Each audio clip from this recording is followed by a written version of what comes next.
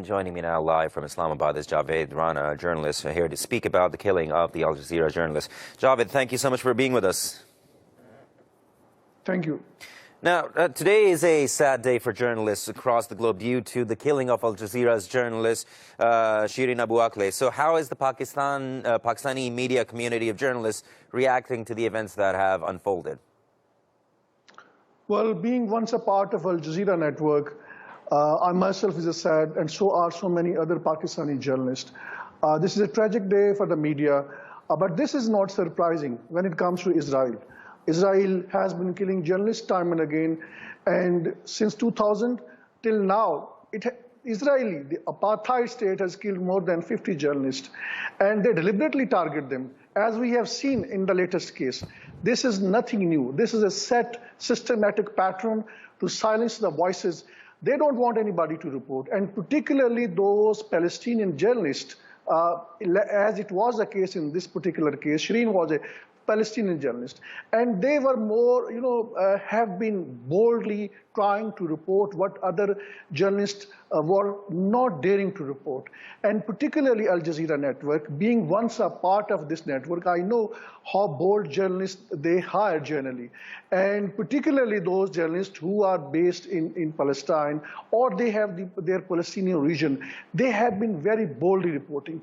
And what we have seen today, this is nothing new. They have targeted, they have killed all those journalists who are trying to report what Israeli don't want the world to know about it. This is a figure of the more than 50 journalists. This is an extraordinary figures which nobody is looking at. But we have to see the bigger trouble, and that is that since it is an apartheid state, since this is a kind of a country which is pursuing a very extremist, ideological, racial agenda, and they have been sparking violence in one way or the other. Sometime they will attack in Gaza, sometime they will attack in occupied West Bank, and more importantly, the East Jerusalem, the Al-Quds Sharif, which is at the center of the bigger ideological game plan. And let me tell you, Israel has a plan to demolish this holy Muslim mosque. Sooner or later they will do it, and gradually they're heading towards that. And that is why every next day, every month, or maybe once, twice, thrice, many times, you will see that the Israelis have been attacking the Al-Quds Sharif. Why? The simple reason is that they have to create political and social condition in Palestine where at one particular point of time they can demolish it, because they believe their so-called prophet would not emerge until and unless they demolish this mosque and build up their own temple.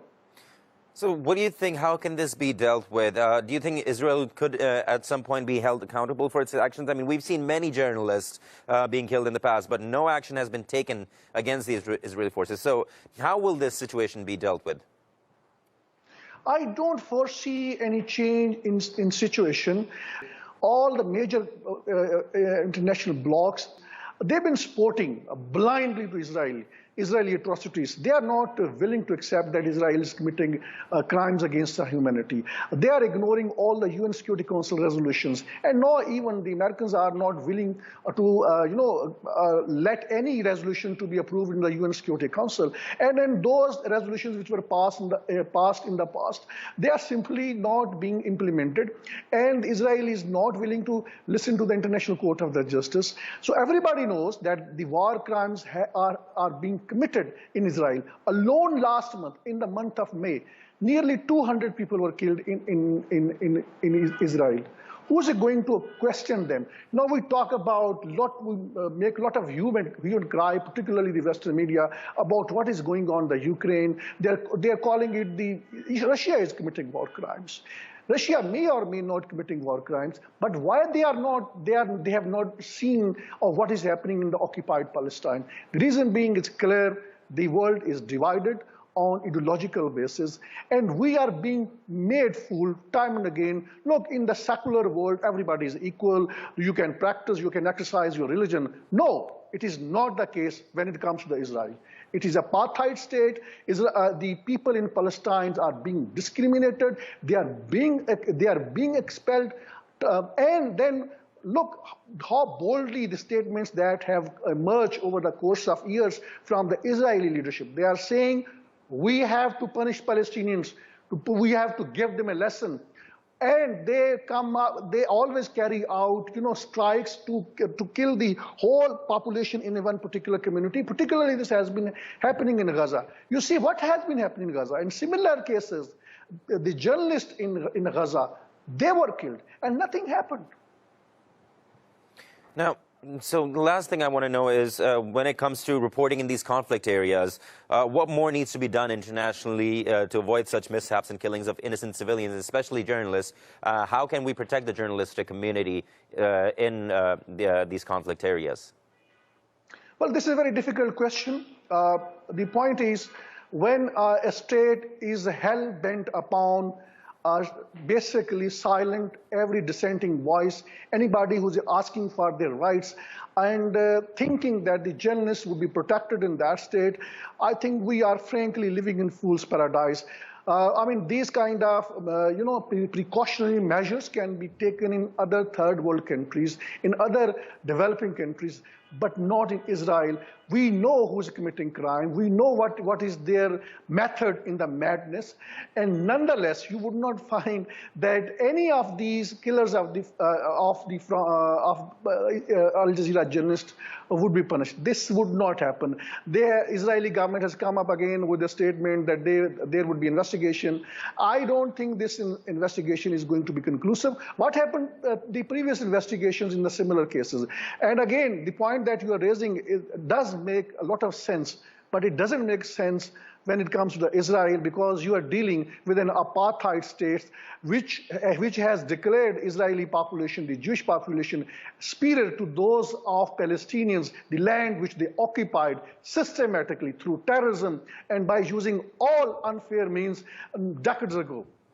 Indeed, it is indeed a sad day for the journalistic community. Javed Rana, thank you so much, as always, for speaking to us and giving us your analysis on this. We hope to speak to you again sometime soon.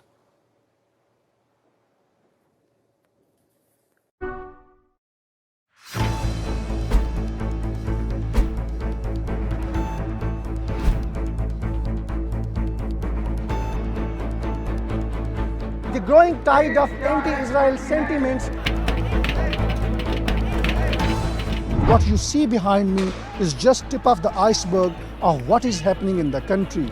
More than half of $52 billion black CIA budget is spent on espionage network in Pakistan. How would you handle it? The US has looked upon Pakistan as an ally at one point and then as an enemy at the same time. That is going to be the first legal reason on the basis of which he is going to be instantly ousted by the Supreme Court of Pakistan. Joining us live, Javed Rana, who's an expert on politics and geostrategic issues. In the world politics, which is not being driven by any moral principle, it is being driven by the hard geo-strategic realities. In a broader picture, more countries would aspire to have nuclear weapons.